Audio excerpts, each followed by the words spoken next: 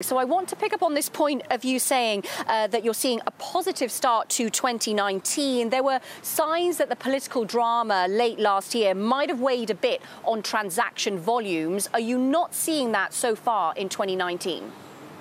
Certainly not so far. I mean, if I give you one underlying statistic, our sales rates year on year are up 10%, and that's against a very strong year in the same period, sort of in early 2018. So that's a pretty solid start. I sort of start the year.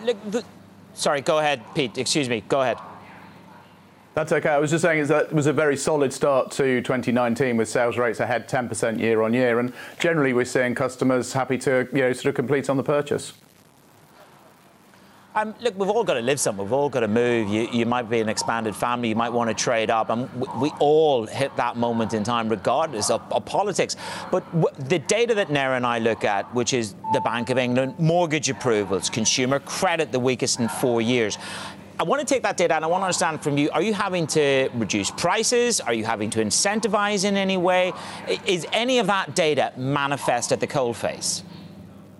Not really, not in the way that you might expect. Certainly we're not reducing prices or meaningfully incentivising. Central London is a slightly different market, as you all well understand, has been for the last 2 or 3 years. But with that exception, generally prices are very, very stable. But I think it does come back to your opening sort of comment that people do need to live somewhere. There is a lot of pent-up underlying demand.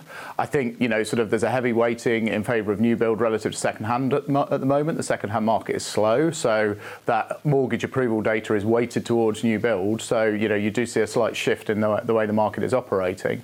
But generally, I think people want to get on with their lives. As long as their own job is secure, and at the moment interest rates and mortgage deals are pretty readily available.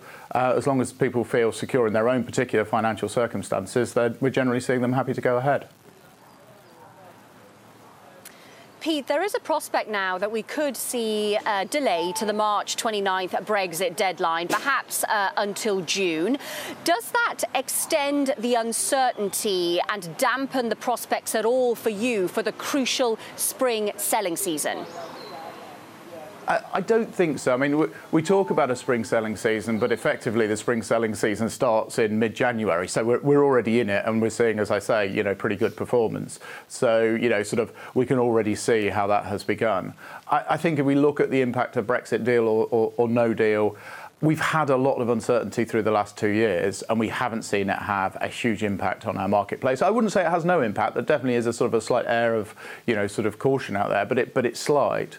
But I think, what people do fear is the sort of disaster horror stories of a no-deal Brexit. So I think there's a slightly bigger gain from sort of a lower odds of a no-deal Brexit than there is a loss from having, a longer period of uncertainty. Help to Buy has been good. Many would say it's been controversial. Many would say Persimmon, we understand, is at risk of losing their extension in Help to Buy to 2021. Have you had any conversations with the government? Is Help to Buy something that is a risk that we should now consider being extended beyond Persimmon? I think we've always had a slightly different view of Help to Buy to everybody else in the sector. So we have never argued for it to be extended permanently and long term. And we've always struck a slight note of caution, going back right to the very early days, that it's not the sort of incentive that should be around forever. It made a lot of sense at a low point in the market, and it may do again in the future. But when the market is reasonably robust, sort of the exit route needs to be carefully thought through. And I think we now, sort of have a sort of an effective exit route through 2021 to 2023 and beyond. We've not had, any sense that, for us that's under threat or likely to change. We have a very good dialogue with government. We've spent an enormous amount of time and effort on our customer service and getting it right. It's very much the focus of our strategy to get that right for our customers from the beginning and across the whole business. So we feel we're in a good place against what we do think are an important set of measures around how we operate with our customers and in wider communities. Yeah, Pete, I'm wondering, though, if you think, though, that the house building industry is sort of losing the PR battle a little bit over its wider contribution to society and why it actually deserves supportive government policy like Help to Buy. Is there a PR issue here that's starting to get difficult for your business? I think there is. I think, inevitably, if you work within an industry, you see a very much different side to it. We make huge contributions. In fact, this year, sort of our affordable housing numbers are up significantly. And those are houses that we are selling at a significant discount and putting an enormous amount of money back into the communities that we work in. We build schools, we improve roads, we make contributions, both charitable and as part of the planning process to local communities. I don't think we've ever been very good at explaining that and putting that point across, but it's a significant part of what we do.